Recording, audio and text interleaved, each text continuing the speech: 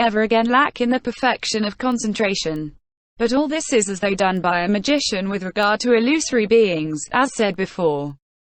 9. The equipment with the perfection of wisdom.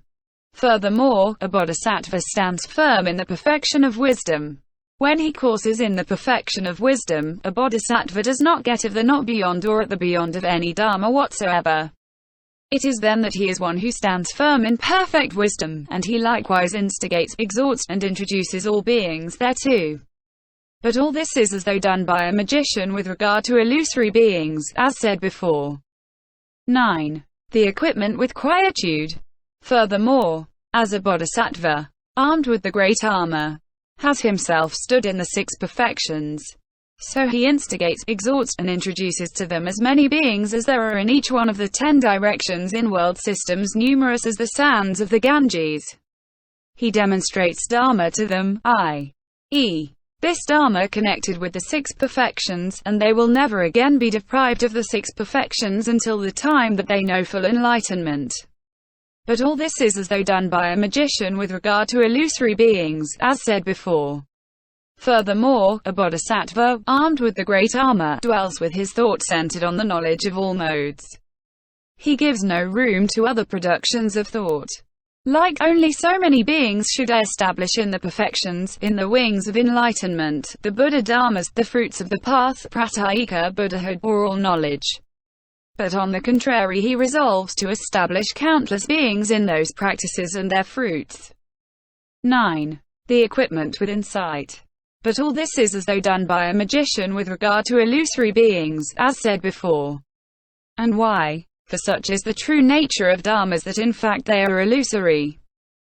Subhuti. As I understand the meaning of the Lord's teaching, as certainly not armed with an armor should this bodhisattva, the great being, be known, on account of the emptiness of own marks. And why? Because their form is empty of form, and so for all dharmas up to the buddha-dharmas. The bodhisattva is empty of the bodhisattva, and the armor of the great vehicle is also empty of the armor of the great vehicle. By this method should a bodhisattva be known as not armed with an armor. The Lord. So it is, subhuti, as you say.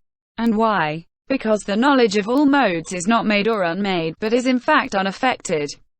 Those beings also, for the sake of whom a bodhisattva is armed with the great armor, are not made or unmade, but are in fact unaffected. Subhuti. For what reason is that so? The Lord. On account of the impossibility of apprehending a maker. For form, etc., does not make, nor unmake, nor affect anything. Because absolutely all these dharmas do not exist, are not apprehended. The same is true of self, being, soul, person, personality, etc. 2. One who sees. Of a dream, an echo, a reflection of the moon in water, a reflected image, a mirage, and an apparition. Of the 18 kinds of emptiness, the 37 wings of enlightenment, etc. 2. The buddha-dharmas, of suchness, etc. And of the knowledge of all modes. It is for this reason that the knowledge of all modes is not made or unmade, but in fact unaffected. And so are those beings for whose sake a bodhisattva is armed with the great armor. It is thus that a bodhisattva is called armed with the great armor. 9. The equipment with the combination of insight and quietude. Subhuti. As I understand the meaning of the Lord's teaching, to form etc., is neither bound nor freed. Purna. You say, subhuti, that form, etc., is neither bound nor freed. Subhuti. So it is purna. Purna. What then is that form, etc., which is neither bound nor freed? Subhuti. That form, etc., which is like a dream, like an echo, a moksha, a mirage, a reflection of the moon in water, an apparition, that is neither bound nor freed.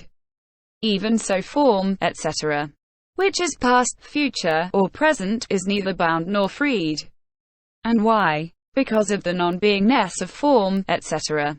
Even so form, etc., whether it be wholesome or unwholesome, defiled or undefiled, tainted or untainted, with or without outflows, worldly or supramundane, defiled or purified, is neither bound nor freed, on account of its non-beingness, its isolatedness, its quiet calm, its emptiness, signlessness, wishlessness, because it has not been brought together or produced.